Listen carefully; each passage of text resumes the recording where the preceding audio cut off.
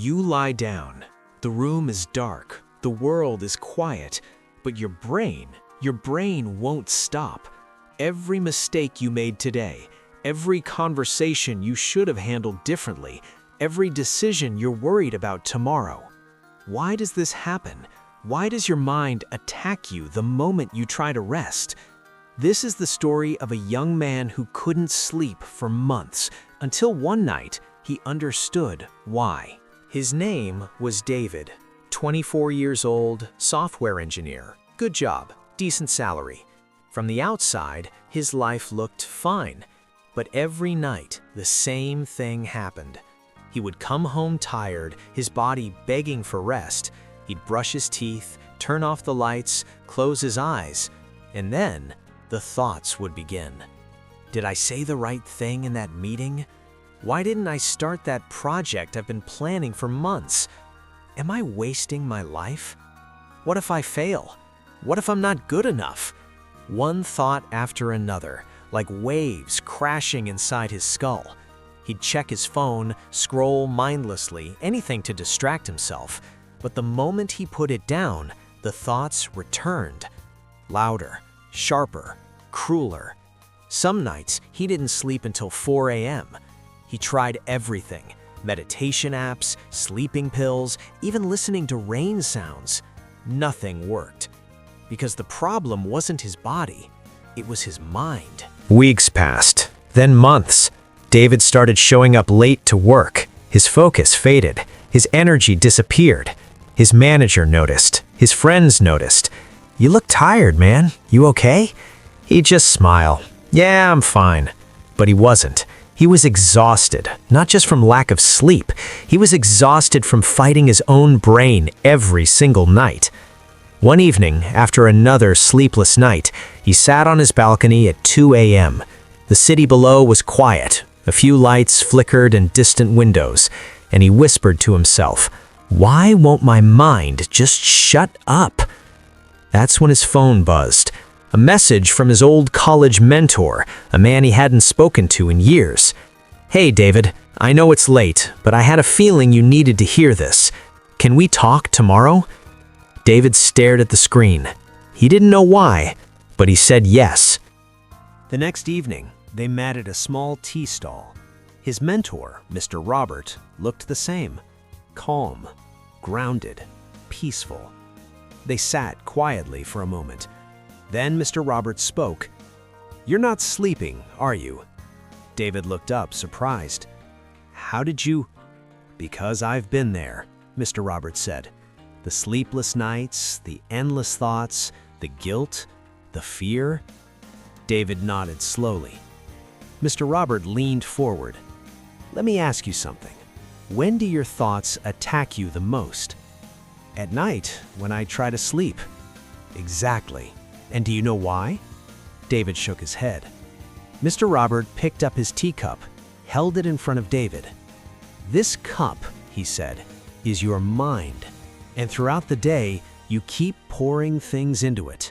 Tasks, worries, conversations, regrets, plans, fears." He paused.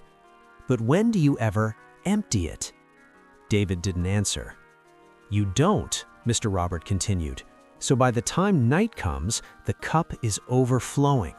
And when you lie down, when everything goes quiet, all that noise you ignored during the day, it comes rushing back." David felt something shift inside him. "Your brain isn't refusing to let you sleep," Mr. Roberts said softly. "It's trying to process everything you avoided all day. It's trying to protect you, to solve problems, to prepare you."